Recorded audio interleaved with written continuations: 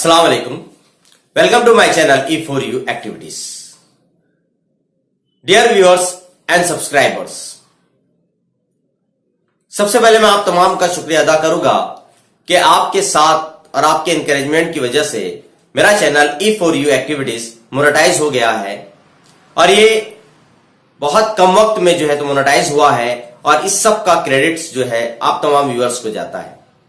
तो उम्मीद करता हूं आगे भी आपका साथ इसी तरह मुझे मिलता रहेगा। अगर आपका साथ मुझे इस तरह मिलता रहा तो इंशाल्लाह मैं और अच्छे अच्छे वीडियोस लेकर आपकी खिदमत में हाजिर होगा।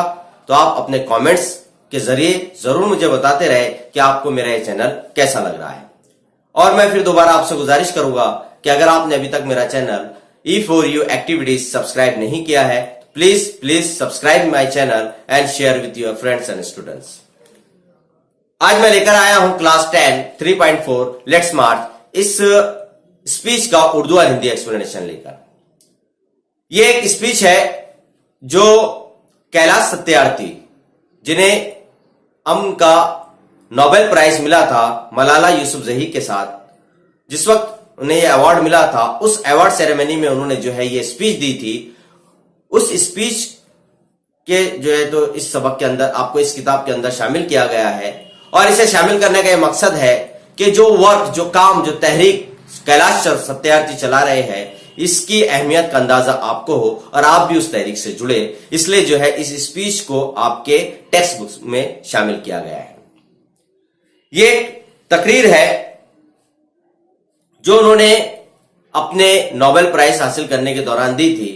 ये बहुत बड़ा लेसन है, 2 पार्ट में है। हम एक एक सफ़े का एक्सप्लेनेशन देखेंगे। मैंने कोशिश किया हूं कि तमाम पैसेजेस को जो है तो मैं एक्सप्लेन करूं, तो कुछ हो सकता है कि कुछ लाइंस वगैरह लाइन टू लाइन एक्सप्लेनेशन ना हो, लेकिन करीब करीब जो है तो इस एक्सप्लेनेशन से आपके ये सबक समझ में, ये स्पीच आपके समझ में जरूर आ जाएगी। तो सफा नंबर 106 पहला जो सफा है ये यहां से स्टार्ट होता है कि मेरे प्यारी दुनिया के बच्चों, इज्जत माब हजरात, योर हाइनेस, नोबेल कमेटी के मेंबरान्स, टॉम हॉकिंस, भाइयों और बहनों और मेरी प्यारी बेटी मलाला, क्योंकि उस वक्त उनके साथ स्टेज पर जो है मलाला भी शामिल थी। आज इस बुलंद मुकाम पर पहुंचने पर मुझे एक मंत्र याद आता है, एक हॉली किताब, एक एंशियंट कदीम किताब वेदा के। यह मंत्र पढ़कर मैं फख्र महसूस कर रहा हूं, क्योंकि एक दुआ है, एक चाहत है, एक ख्वाहिश है इंसान को मुश्किलात से आजादी देने की। मतलब इस वो जो मंत्र पढ़ा है उस मंत्र का सारांश ये है कि किस तरह से मुश्किलात का सामना करके उसमें से बाहर निकालने का रास्ता तलाश करना। इसलिए आज इस मुकाम पर पहुंचकर इसे पढ़ते हुए, इस वेदों के इस मंत्र को पढ़ते हुए मुझे फख्र महसूस हो रहा है। आगे कहते हैं कि आओ एक साथ मिलकर जो है हम आलमी तरक्की हासिल करें, दुनिया का एक भी आदमी इस तरक्की से छूट ना पाए। मतलब हम पूरे आलम की तरक्की करें, इंडिविजुअली तरक्की ना करें बल्कि पूरे आलम की तरक्की करें कि एक आदमी भी इस तरक्की से छूट ना पाए। मशरिक से लेकर मगरिब तक, शुमाल से लेकर जुनूब तक कोई भी जो है इस तरक्की से छूट ना पाए, जो है ये उन्होंने अपनी तकरीर की शुरुआत इन अल्फाज से की।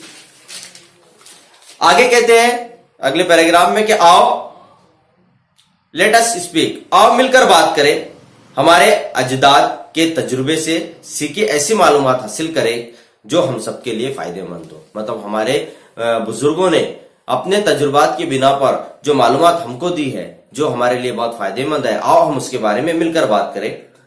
आगे कहते हैं कि मैं झुककर ताजीम करता हूं मेरे मरहूम वालिदैन की, इस मादरे वतन की और इस माँ जमीन की।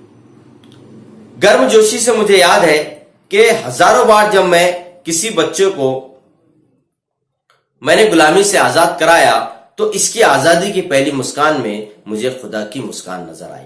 मतलब उन्होंने अपने एक्सपीरियंस को शेयर करते हुए कहा कि हजारों बार मैंने बच्चों को गुलामी की जंजीरों से आजाद कराया है और जब वो बच्चा आजाद होता था उसके चेहरे पर आजादी की जो पहली मुस्कान आती थी उसमें मुझे खुदा की मुस्कान नजर आती थी। आगे एक पैराग्राफ में कहते हैं कि मैं इस इज्जत या इस अवार्ड का क्रेडिट जो है अपने साथियों जैसे कि कालू कुमार, धूमदास, आदर्श किशोर और पाकिस्तान के इकबाल मसीह को देता हूं, जिन्होंने बच्चों की वकार और आजादी के लिए बेशुमार सैक्रिफाइसेस किए, कुर्बानियां दी। मैं ये अवार्ड शोहदा के नाम करता हूं जिन्होंने मेरे साथ काम किया। मैं ये अवार्ड मेरे साथ काम करने वाले दुनिया, इस मुल्क के और दुनिया के तमाम ममालिक के लोगों के नाम करता हूं, उन साथियों के नाम करता हूं जो मेरे इस तहरीक के साथ जुड़े हैं। मेरा सफर गौतम बुद्ध, गुरु नानक, महात्मा गांधी जैसे अजीम लोगों की जमीन से शुरू हुआ है, मतलब हिंदुस्तान से शुरू हुआ है। ये जमीन जो है गौतम बुद्ध की, गुरु नानक की और महात्मा गांधी जैसे अजीम लीडरों की जमीन है जो है, तो मेरी शुरुआत यहां से हुई है। भारत और नॉर्वे जो है जहां पर नोबेल प्राइज दिया जाता है, ये दोनों आलमी अमन व अमान का मरकज है। भाईचारा और कदीम और जदीद अमन व अमान का ये मरकज है। भाईचारगी है, अमन है, अमान है, ये दोनों मुल्कों के दरमियान ये उसके सेंटर है। आगे के पैराग्राफ में वो कहते हैं कि दोस्तों, नोबेल कमेटी ने मुझे आज यहां लेक्चर देने के लिए जो इज्जत बख्शी है, मुझे इनवाइट किया है, जबकि मैं इसके काबिल ना था। मैं आज यहां अपने इस लेक्चर में, अपनी इस स्पीच में जो है दबी हुई खामोश आवाजें सुनाने के लिए आया हूं, मासूम बच्चों की चीख व पुकार सुनाने के लिए आया हूं, दुनिया की नजरों से छुपे हुए चेहरों को बताने के लिए आया हूं, लाखों ऐसे बच्चों की आवाज और दर्द पेश करने आया हूं और जिससे दुनिया अनजान है, और उन्हीं बच्चों की याद में मैंने सामने कुछ कुर्सियां खाली रखी है। तो ये था पहले सफे का। दूसरा सफा 107 का जो दूसरा पैराग्राफ है, वहां से मैं यहां हमारे बच्चों की आवाज और ख्वाब बयान करने आया हूं, क्योंकि वो सब हमारे बच्चे हैं। मैं उनकी आंखों में खौफ और डर को देखता हूं। मैंने उनके जख्मी जिस्म को संभाला है, मैंने उनके टूटे हुए जज्बात को देखा है।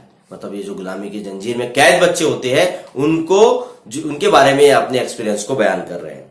आगे कहते हैं कुछ वाकयात बताते हुए कि 20 साल पहले हिमालय के दामन में मुझे एक छोटी सी मजदूर लड़की मिली, लेबर चाइल्ड। इसने मुझसे पूछा, क्या दुनिया इतनी गरीब है जो मुझे खिलौने और किताबें नहीं दे सकती?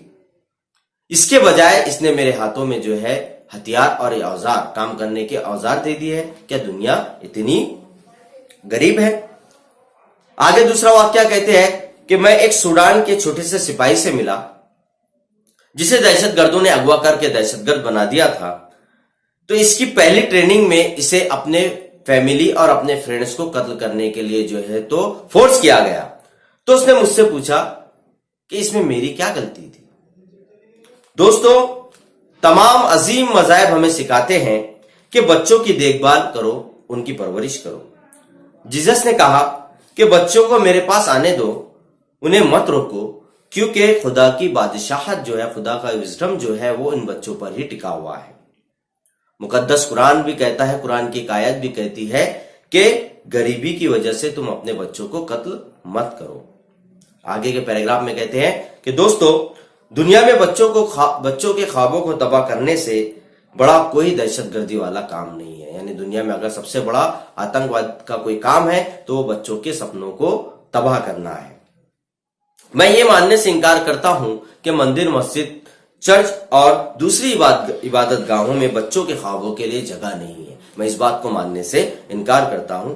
आगे कहते हैं कि मैं ये बात भी मानने से इनकार करता हूं कि दुनिया बहुत गरीब है। मतलब ये बात भी नहीं मानता हूं कि दुनिया बहुत गरीब है, क्योंकि अगर पूरी दुनिया के मिलिट्री के एक हफ्ते का खर्च बचा लिया जाए, पूरी दुनिया की मिलिट्री के एक हफ्ते, यानी मिलिट्री के ऊपर जो खर्च होता है, अगर एक हफ्ते का खर्च बचा लिया जाए तो वो खर्च से सारी दुनिया के बच्चे जो है तो स्कूल में पहुंच सकते हैं। मतलब इतना खर्च एक हफ्ते में मिलिट्री पर होता है, तो दुनिया गरीब कैसे हो सकती है?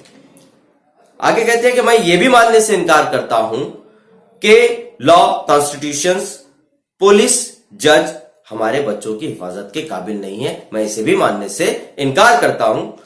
आगे कहते हैं कि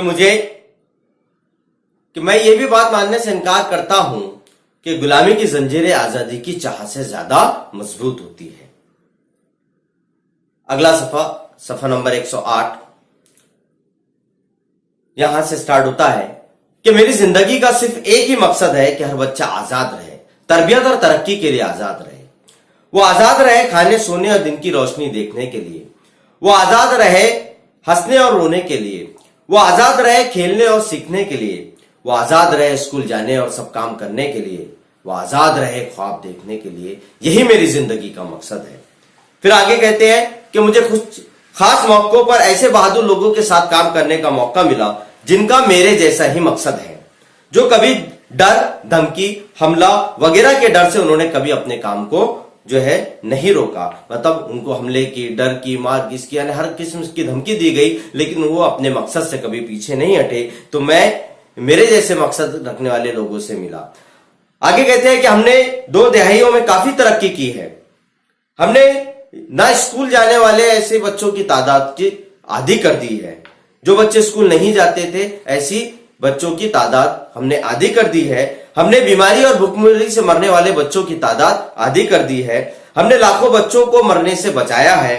इसमें हमने किसी किस्म की कोई गलती नहीं की। फिर भी अभी एक बहुत बड़ा चैलेंज हमारे सामने मौजूद है। मतलब इस तरह के पिछड़े लोग, बीमारी से मरने वाले, इलिटरेट यानी तालीम से दूर रहने वालों और जो है तो बीमारियों से मरने वाले बच्चों की तादाद में जो है तो हमने कमी की है, लेकिन अभी भी हमारे सामने एक बहुत बड़ा चैलेंज बाकी है। आगे कहते हैं कि दोस्तों सबसे बड़ा चैलेंज या खतरा जो इंसान के दरवाजे पर दस्तक दे रहा है वो डर और तशद्दुद का है। यानी इंसान का जो अंदर जो डर होता है और जो तशद्दुद, जो वायलेंस होता है, ये सबसे खतरनाक है। आगे कहते हैं कि हम बच्चों को तालीम देने में बिल्कुल नाकाम है और तालीम इंसान को जिंदगी जीने का मकसद देती है। तालीम नौजवानों में आलमकारी की सलाहियत को पैदा करती है।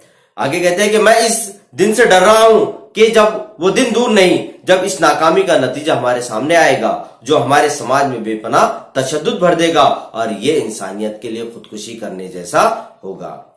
हक, हिफाजत, उम्मीद सिर्फ तालीम से हासिल हो सकती है। अगर किसी को किसी के राइट्स देना है, जो है उसकी सिक्योरिटी देना है, उसे होप देना है, तो जरूरी है कि वो तालीम के जरिए दी जा सकती है। आगे कहते हैं कि नौजवान लोग जैसे कि मलाला, और जिसे मैं अपनी बेटी कहता हूं, न सिर्फ मलाला बल्कि बहुत सारी मेरी बेटियां जैसे कि कायनात, असल में 2 कायनात, शाजिया, अफ्रीका की बेटियां और तमाम दुनिया की बेटियां जो बड़ी हिम्मत और बिना डर के तशद्दुद, इस्तेसाल और दहशतगर्दी के खिलाफ अमन के लिए लड़ाई लड़ रही है। जैसे कि मलाला यूसुफजई, जिसे अफगानिस्तान के अंदर आतंकवादियों ने गोली मार दी थी, फिर भी वो अपने मकसद से नहीं हटी। आज भी वो अपने मकसद के लिए काम कर रही है। और वैसे बेशुमार मलाला की जैसी लड़कियां जो है अमन के लिए लड़ रही है, इस्तेसाल के खिलाफ लड़ रही है।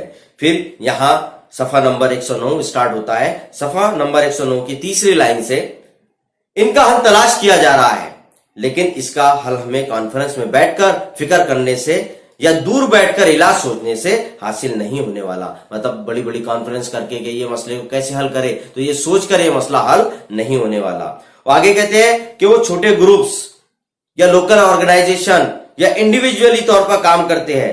लोग जो है जो रोजाना मसाइल का सामना करते हैं, यानी इंडिविजुअल, कुछ लोग जो है इसको इंडिविजुअली तौर पर करते हैं, कुछ ग्रुप की शक्ल में करते हैं, कोई ऑर्गेनाइजेशन के साथ करते हैं, तो इन्हें बहुत सारे मसाइल का सामना करना होता है। जबकि वो इस बात से बेखबर है कि और अनजान है कि आलम इनके मसाइल के हल के लिए लड़ रहा है। मतलब वो जो है तो इन मुश्किलात का सामना कर रहे हैं, लेकिन उन्हें पता नहीं है कि सारी दुनिया के लोग जो है इनके मसाइल को हल करने के लिए लड़ रहे हैं। तो ये था पार्ट 1 इसका एक्सप्लेनेशन। यहां पर हमारा पहला पार्ट जो है तो खत्म होता है।